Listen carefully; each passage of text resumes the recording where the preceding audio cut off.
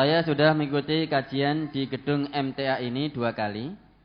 Dan saya mencari kajian binaan MTA di dekat daerah saya. Ketemu, seterusnya mengikuti kajian di daerah tersebut. Setelah saya mengamalkan Al-Quran dan Sunnah, saya tidak mengikuti rasulan, kenduri, dan yasinan untuk orang mati. Ternyata ditentang keras oleh warga dan pemerintah setempat. Untuk itu mohon doa dan nasihatnya agar keluarga saya bisa istiqomah, Ustaz.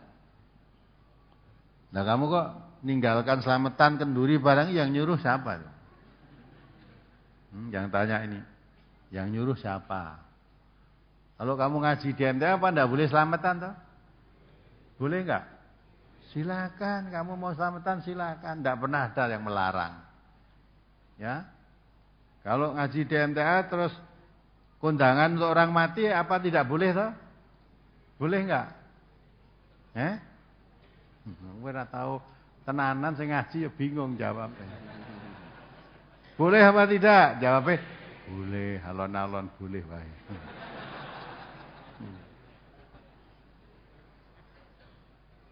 Jadi kalau masalah agama tidak ada kaitannya dengan kamu ngaji di MTA boleh selamatan, boleh kenduri, silakan.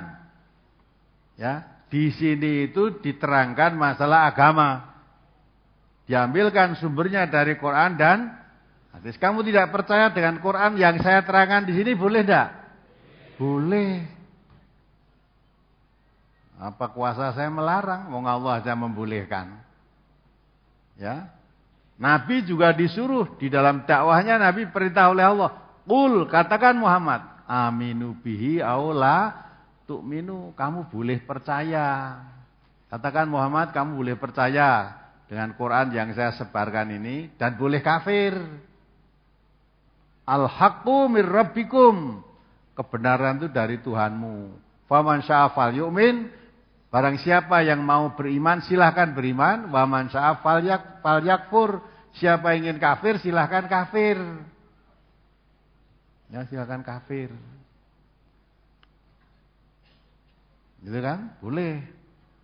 Jadi kalau kamu selamatan, minta selamat pada danyang, minta selamat pada hari baik, minta di MTA tidak dilarang. Tidak dilarang. Wis ngaji nang MTA, kowe jek gaene selamatan njaluk selamat ning danyang. Sebentar lagi nanti jawab selamat neng Kiai Slamet. Tanggal 1 Muharram nanti kan Kiai Slamet dihubung-hubungkan nanti. Kamu ikut mencari keselamatan di situ silahkan. Silahkan, man amila sholihan fali nafsihi wa man asaa falaiha. Siapa berbuat baik untuk dirinya sendiri, siapa berbuat jelek untuk dirinya sendiri. Di sini diterangkan ini yang baik, ini yang buruk. Ini akidah yang lurus, ini akidah yang sesat, itu diterangkan. Kamu milih yang sesat ya boleh kok. Siapa memaksa kamu? Ya, mulai ngaji kok kamu biasanya kenduri kok tidak mau kenduri. Ya, tidak mau kendurian. Biasanya kamu rasulan kok tidak rasulan. Tidak mau. Ya dah. Nah, mulai terus di onyo-onyo masyarakatmu. Rasakno. Rasakno. Salah. Kon dikai berkat kok emoh ya. Salahmu toh. Dulu kamu biasanya ndongani wong kenduri kok. Saiki ndongani ra gelem diundangi ra teko. Ya udah. Wis ora dikai berkat dionyo-onyo sisan. Ya rasaknya. Kalau kamu mau aja ditekani berkate, aja dikai binate, kan renes itu. Nah, tinggal pilih gelem apa ora. Saya juga tidak melarang kamu untuk ini untuk itu. Nah, biasane nek sing wis ngaji kok terus ora gelem ngono iki jane ngopo to? Nah, kenapa? Dulu mau kok sekarang tidak mau, kenapa? Nah, dulu tidak tahu kalau ya yang memberi selamat itu hanya Allah. Saya rasa danyang yang bau reksa desa ini juga memberikan keselamatan. Tidak tahu terus ikut. Sekarang tahu. Ternyata danyang itu tak golek ning ndi ra enek. Ya, dan tidak ada dasar kitab pengambilannya dari mana itu tidak ada. Ternyata kata saudara kita dari Purworejo kemarin dari itu katanya kitab Fathul Jaring. Jaring ini, jaring ngono jaring. Lah agama kok jarine itu kan. Gitu. Nah gitu. Maka dulu tidak tahu, mau begitu-begitu, sekarang sudah tahu tidak mau. Karena apa? Allah mengatakan hal yastawil ladzina ya'lamuna wal ladzina la ya'lamun. Apa sama orang yang mengerti dan tidak mengerti? Sama. Hal yastawil a'ma wal basir. Apa sama orang yang buta dengan orang yang melihat? Nek buta dan melihat padha wis buta wae ra tau keliliben. Gitu. Ndak pernah silau. Nah, nek ngerti karo ora kok padha wae. Nah, itu lebih baik tidak ngerti, tidak dosa, ya toh. Nah, itulah. Itu bedanya orang yang mengerti dan tidak mengerti. Nah, kadang-kadang itu aparat itu juga begitu. Aparat juga banyak yang bodoh. Jangan dikira kabeh aparat pinter. Walaupun aparat kadang-kadang bodoh tidak mengerti undang-undang negara atau membangkang dengan negara itu juga ada. Fakta ini. Coba ini, jangan dibuat dari saya nih, tolong ini dibaca ini. Pilot keteladanan. Baca. Bukan dari saya aja loh. Ini Jenderal Polisi Anton Tabah. Dia pengurus Majelis Ulama bagian hukum dan staf khusus Mabes Polri yang isi di khutbah salat Idul Adha kemarin, isinya itu. Coba dibaca. Republika Jumat 18 Oktober. Pilot keteladanan Anton Tabah, pengurus MUI Pusat, Dewan Pakar Kahmi Pusat. Sebanyak saya polisi bagian staf khusus itu kepolisian ke Mabes Polri sana. Ya, diartikan, dibaca. Yo. Sebanyak 1,8 miliar umat Islam sedunia merayakan Idul Adha dengan berbagai amal kebaikan, termasuk menyembelih hewan kurban. Sesuai perintah Allah dan Rasul-Nya, bahwa tiada kebaikan yang lebih dicintai Allah daripada kebaikan 10 hari pertama bulan Dzulhijjah. Yang bisa menyamai hanyalah jihad membela kebenaran dan keadilan dengan harta dan jiwanya, dan gugur dalam medan jihad itu. Setiap merayakan hari-hari penting mengingatkan kita tentang waktu yang terus bergerak. Idul Adha hadir lagi. Demikian juga umur kita bertambah secara matematis. Idul Adha dan umur hanyalah pergeseran angka, tetapi tidak mengubah keadaan. Yang pasti berubah adalah kalender. Usia manusia bertambah, tak otomatis menjadi dewasa. Tiap detik berganti berarti kita kehilangan.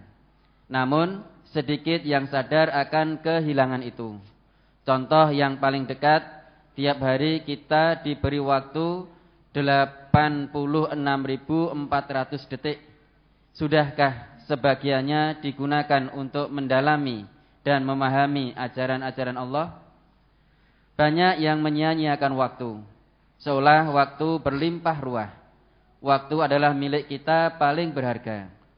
Sedemikian berharganya sehingga Tuhan bersumpah demi waktu. Waktu bisa membuat manusia merugi, kecuali yang mengalun dalam iman dan kebajikan. Jika keburukan yang kita tanam, masa lalu menjadi gelap, masa depan menjadi badai. Jika kebaikan yang kita semai, masa lalu menjadi lumbung keagungan, masa kini penuh berkah, masa depan akan panen kemuliaan. Idul Adha simbol cinta manusia kepada Allah di atas segalanya. Ajaran ini menjadi penting ketika manusia kehilangan substansinya mengabaikan Tuhan dalam kehidupannya.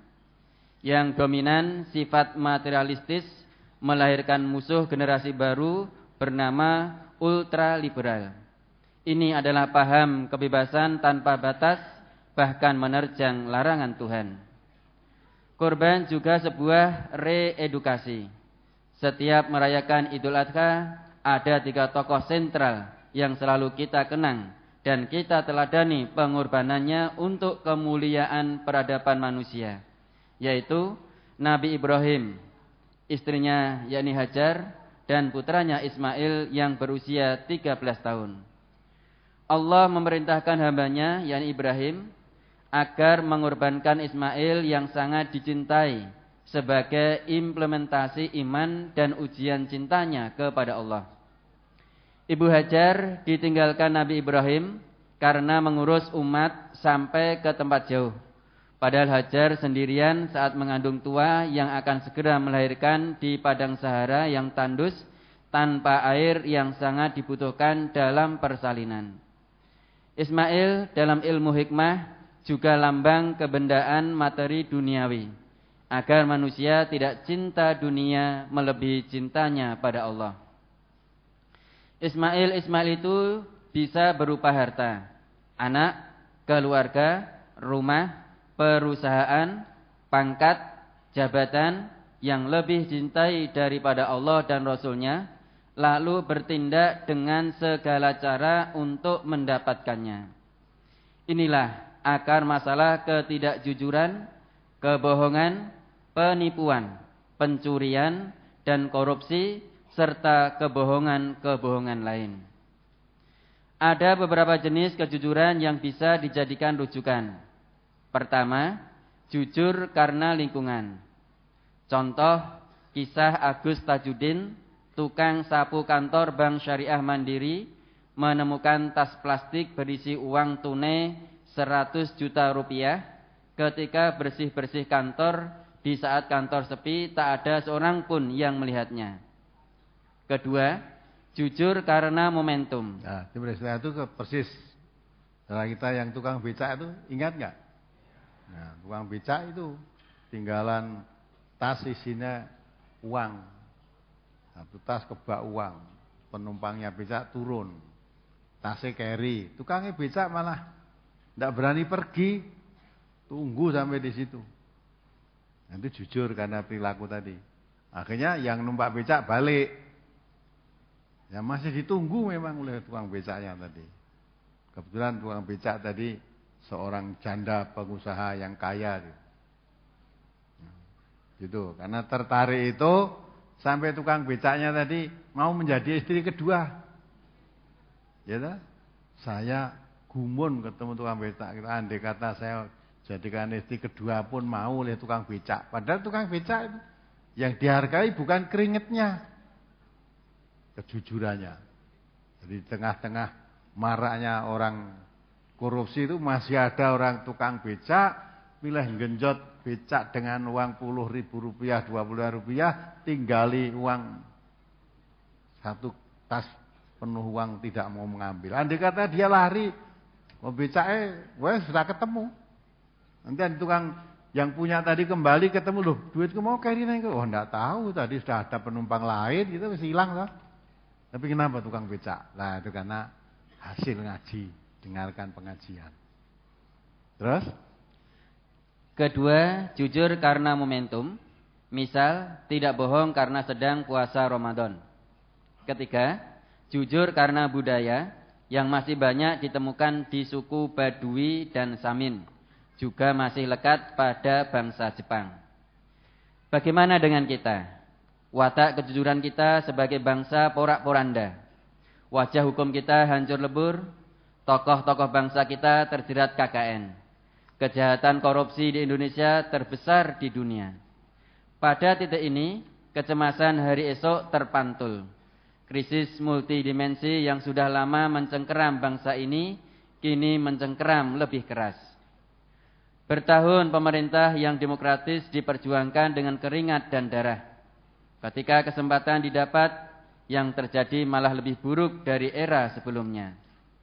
Pejabat kita tingkat manapun miskin visi, melarat moral, dan pailit kebajikan. Lihat tujuan utama reformasi membasmi KKN. Yang terjadi kini KKN lebih mengerikan.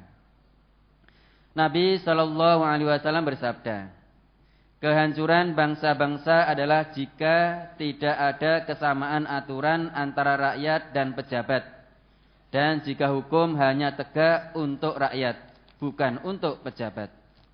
Demi Allah, jika putriku Fatimah melanggar hukum atau mencuri, akan kupotong tangannya. Hadis riwayat Bukhari, juz 8 halaman 160. Korupsi merajalela, melahirkan kemiskinan, kebodohan, kekufuran, menjauhkan bangsa dari kecerdasan dan kemakmuran. Setidaknya ada 6 hal yang membuat korupsi sulit dibasmi. Pertama, hukum koruptor sangat ringan. Kedua, hilang rasa malu, bahkan bangga jika bisa kaya dengan korupsi. Ketiga, korupsi menjadi kasta agung dalam kejahatan. Keempat, kata korupsi kehilangan daya sengat, mandul daya makna, dan kognitif. Kelima, masyarakat lebih hormat kepada koruptor kaya ketimbang si miskin yang jujur. Keenam, diskriminasi hukum. Selain KPK, menyidik pejabat koruptor harus seizin presiden. Untuk menghidupkan kejujuran, koruptor wajib dipermalukan dan dimiskinkan dengan 6 cara. Pertama, hapus diskriminasi hukum, hapus izin presiden menyidik pejabat. Kedua, modifikasi hukum Allah, pencuri atau koruptor dihukum potong tangan, dan yang nominal 1 miliar atau lebih dihukum mati. Ketiga, dilarang terima sedekah atau zakat koruptor atau pencuri. Keempat, sita harta koruptor. Kelima, dilarang kuburkan jenazah koruptor atau pencuri. Keenam, dilarang sholatkan jenazah koruptor atau pencuri. Nah, ini polisi masih aktif loh ini. Brigadir Jenderal Polisi masih aktif. Kalau semua polisi seperti ini baik. Ya.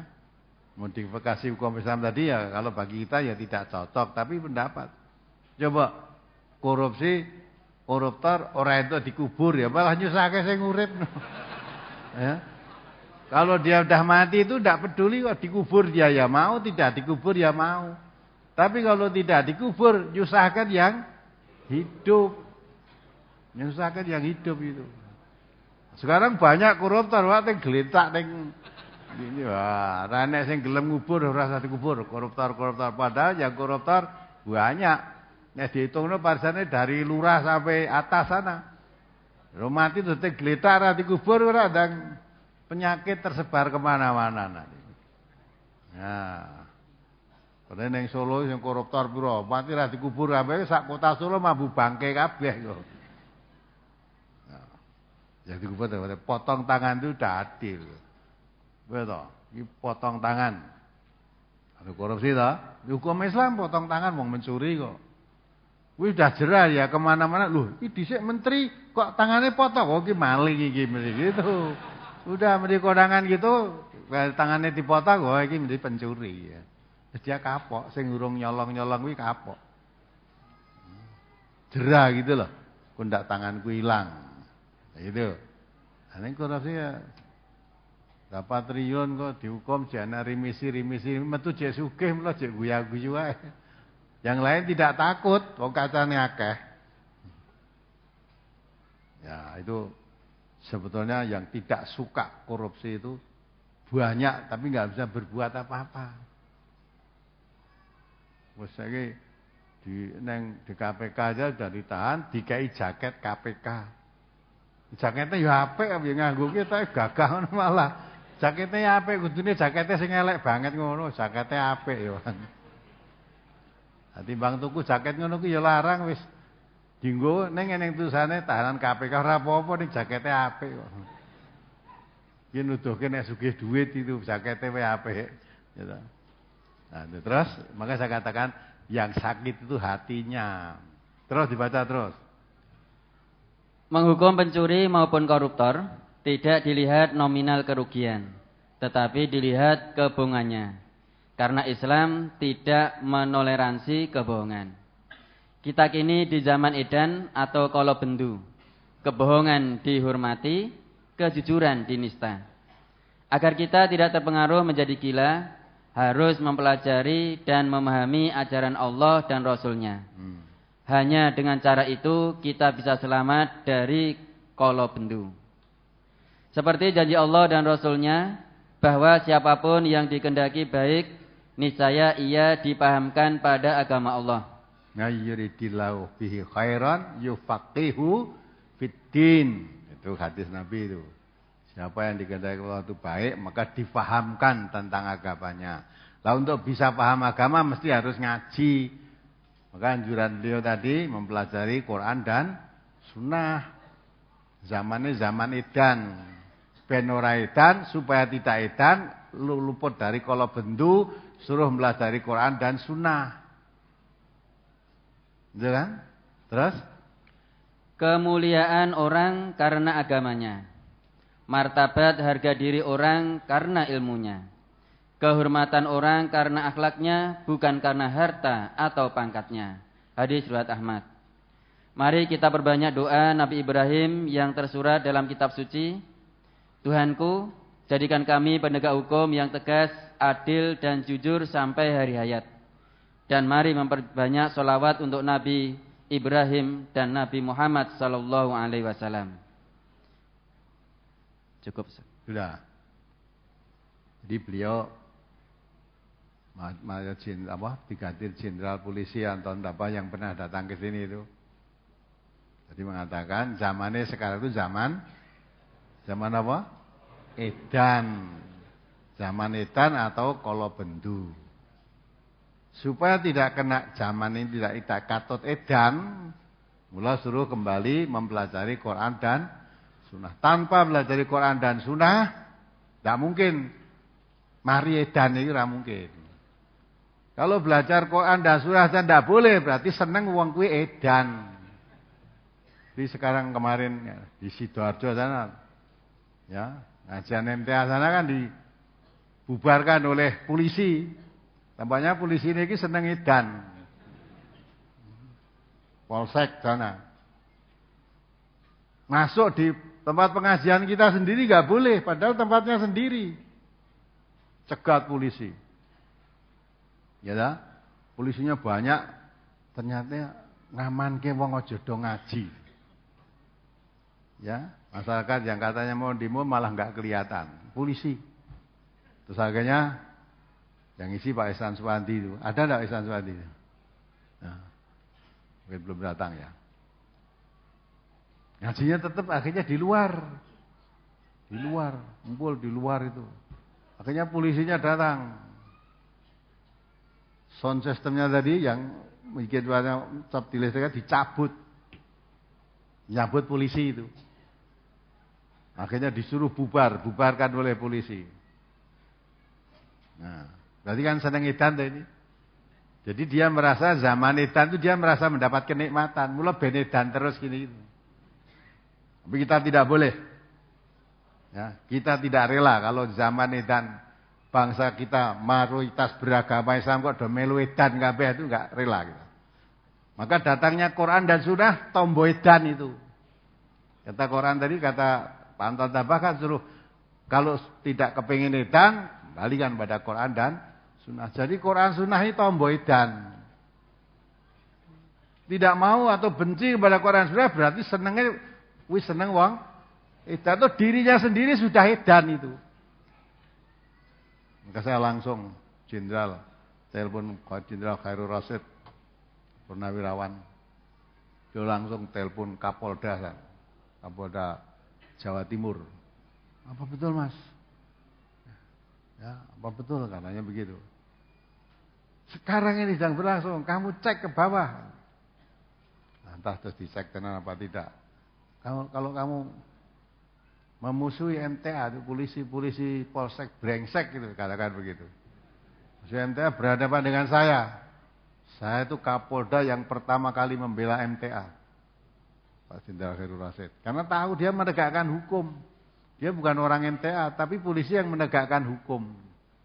MTA itu lembaga dakwah yang sah berbadan hukum. Peresmiannya aja didatangi oleh wakil presiden.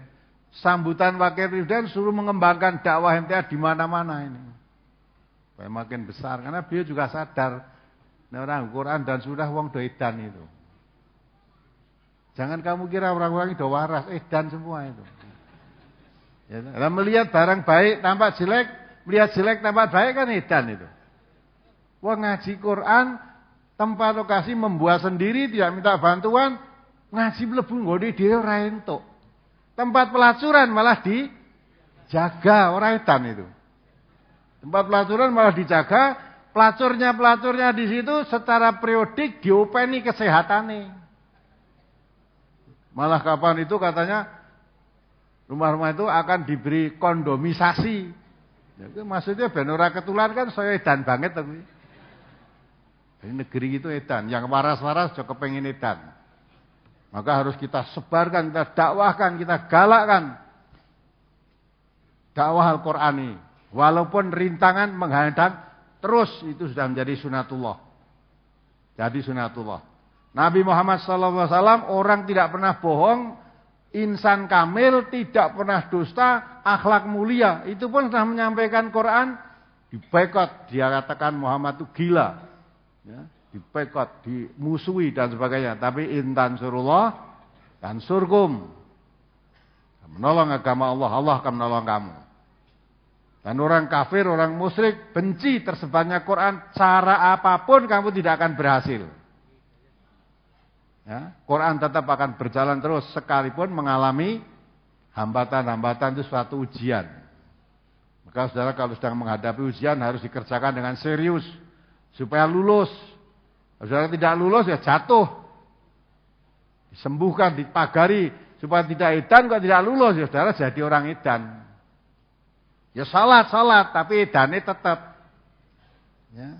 Kalau orang salat merasa diawasi Allah tapi berani korupsi, berani mencuri, berani zina, itu kan orang edan itu, tidak waras sudah. Semoga melalui mimbar pagi ini didengar oleh seluruh Indonesia. Mudah-mudahan polisi-polisi yang edan tadi mendengar juga itu. Terus kita perjuangkan. Karena lembaga kita itu sah resmi dilindungi undang-undang. MTA boleh tumbuh di mana saja seluruh Indonesia. Boleh. Lah kok ning Demak ra entuk. Ning Purworejo ra entuk. Tapi kamu enggak akan berhasil. Walaupun kamu melarang tetap kajian jalan terus. Tetap jalan terus ini. Apapun yang terjadi. Kita mempertahankan hak kita. Jangan mau diinjak-injak. Justru kalau kita lemah, penyebaran Al-Quran begitu berhenti, negeri ini akan menjadi rusak. Dihancurkan oleh Allah sehancur-hancurnya negeri ini. Coba baca surat An-Nahl ayat 16 itu. Ya. Dihancurkan surat Al-Isra ya. Sehancur-hancurnya. Maka kita tidak ingin negeri kita dihancurkan oleh Allah sehancur-hancurnya. Kita pertahankan. Kita obati yang sakit-sakit biar negeri ini tidak hancur. Ya. Adapun orang yang tidak mau disembuhkan dari sakitnya, biar mereka yang hancur. Yang mau sehat itu yang dilindungi oleh Allah. Bani Israel ayat 16 coba. Surat Al-Isra, surat ke-17 ayat 16. A'udzubillahi minasyaitonirrajim. Wa idza aradna an nuhlika qaryatan amarna mutrafiha fafasaku fiha fahaqqu 'alaiha al-qaulu fadammarnaha tadmira. Dan jika kami hendak membinasakan suatu negeri, maka kami perintahkan kepada orang-orang yang hidup mewah di negeri itu supaya mentaati Allah. Tetapi mereka melakukan kedurhakaan dalam negeri itu. Maka sudah sepantasnya berlaku terhadapnya perkataan atau ketentuan kami. Kemudian kami hancurkan negeri itu sehancur-hancurnya. Ingat itu, firman Allah pasti benar itu. Kalau hidup di suatu negeri orang yang hidup mewah, para pejabat-pejabat tinggi negara, mereka kan kebanyakan hidup mewah. Di samping itu kembali pada hadis tadi yang disitir oleh Pak Anton Tabah tadi. Rusaknya umat dahulu karena tidak tegaknya hukum. Ya. Tidak tegaknya hukum. Kalau orang-orang besar yang berbuat salah tidak ditegakkan hukum. Tapi kalau rakyat kecil yang berbuat salah, hukum ditegakkan. Jadi diskriminasi masalah hukum. Itu dikatakan oleh Rasulullah, rusaknya umat dahulu karena tidak tegaknya hukum. Dan maka umat sekarang pun kalau hukum tidak ditegakkan, ya akan rusak. Katakan oleh Allah tidak akan dihancurkan sehancur-hancurnya. Kalau sudah penduduk negeri itu edan semua akan hancur. Tapi kalau penduduk negeri itu iman dan takwa, janjinya Allah, walau anna ahlul qura amanu wa taqau la fatahna alaihim barakatim minas sama'i wal ardi walakin kadzabu fa akhadnahum bima kanu yaksibun. Itu firman Allah itu. Kalau penduduk suatu negeri itu beriman dan bertakwa, akan kami bukakan pintu berkah dari langit maupun bumi. Ya. Sehingga negeri itu menjadi negeri aman, tentram, subur, makmur, tidak kekurangan apapun, menjadi negeri yang baldatun thayyibatun warabun ghafur. Tapi kelanjutan ayat tadi, walakin kadzabu. Kalau mendustakan ayat Allah, fa akhadnahum bima kanu yaksibun. Akan kami timpakan azab kepada penduduk negeri itu tadi karena perbuatan yang telah mereka usahakan. Maka dari itu kita mayoritas bangsa yang beragama Islam tidak ridho, tidak rela kalau negeri ini dihancurkan. Maka sebelum negeri ini dihancurkan, kita sebarkan penyelamat bangsa ini, yaitu Al-Quran dan Sunnah. Ikuti Quran, ikuti contoh Rasulullah SAW, insya Allah negeri akan selamat, aman. Adapun orang-orang yang menentang Quran dan Sunnah, tidak ada riwayatnya penentang-penentang Quran dan Sunnah akan selamat, tidak. Cepat atau lambat pasti akan dihancurkan oleh Allah. Itu harus menjadi keyakinan kita. Harus menjadi keyakinan kita. Biar mereka menghalangi, biar mereka merintangi, mudah-mudahan sadar, mau bertobat. Kalau tidak mau bertobat, dibaca surat Buruj. Ayat 10 itu.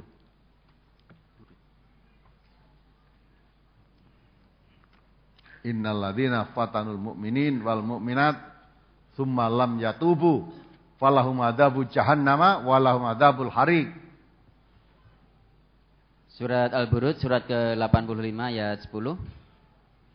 Innal ladzina fatanul mu'minina wal mu'minati tsumma lam yatubu falahum adzabu jahannama walahum adzabul hariq. Sesungguhnya orang-orang yang mendatangkan cobaan kepada orang-orang yang mukmin laki-laki dan perempuan, kemudian mereka tidak bertaubat, maka bagi mereka azab jahannam dan bagi mereka azab neraka yang membakar. Nah, itu ancaman Allah. Dibaca ada natnya itu. Mendatangkan cobaan maksudnya seperti menyiksa, mendatangkan bencana, membunuh dan sebagainya. Iya, menakut-nakuti, melarang orang untuk mengkaji itu termasuk mendatangkan cobaan, fitnah itu. Menyebar fitnah termasuk itu. Kalau mereka tidak bertobat, tetap menghalang-halangi, melarang pengajian, ya, mengkaji Al-Quran dan Sunnah, dihambat, dihalang-halangi, ditentang, dibubarkan, tunggu. Allah akan mendatangkan siksa yang membakar dan siksa jahanam. Itu bagi saya muslim harus yakin, karena Quran itu la raiba fih. Bukan berarti kita kalah, tidak. Asal Quran dan Sunnah dipegang terus, Allah beri kemenangan. Apa mereka takut? Saya tanya, seperti telepon ke sini, takut? Tidak ada yang takut. Tidak ada yang takut. Apapun yang akan terjadi dihadapi. Tapi negara kita negara hukum, semaksimalnya mengikuti peraturan hukum yang berlaku di negeri ini. Walaupun banyak orang edan, tapi hukum sebetulnya ada. Malah sudah diumumkan katanya di Indonesia itu negara hukum. Hukum harus menjadi panglima. Kenyataannya tidak. Nah, karena tidak, maka kembalikan hukumnya jadi panglima. Kita kalau kita benar di bidang hukum harus berani. Jangan kita ngalah dengan pelanggar-pelanggar hukum. Jadi MTA itu resmi di undang-undang hukum negara ini dilindungi. Boleh tumbuh di mana saja. Kalau mengatakan di sini MTA tidak boleh, berarti itu akan mendirikan negara sendiri. Padahal yang dituduh katanya merusak NKRI, MTA, padahal mereka sendiri yang berusaha. Coba yang Purworejo tidak boleh, di Demak nggak boleh. Berarti akan ada negara Demak, negara Purworejo, negara Sidoarjo gitu nanti. Boleh mereka buat peraturan, boleh. Tapi tidak boleh menentang peraturan undang-undang dan hukum negara yang sah. Memang sejak zaman dahulu, ya, setan dan malaikat selalu bermusuhan. Yang benar dan yang salah selalu berseberangan. Tapi Allah janji, ja'al haq wa zahaqal batil, innal batila kana zahuqa. Kalau yang hak terus dimunculkan, yang batil akan sirna. Kalau yang hak tidak muncul, melempem, tidur, diinjak-injak oleh kebatilan, akhirnya batil yang akan berkuasa. Yang hak terus harus dimunculkan.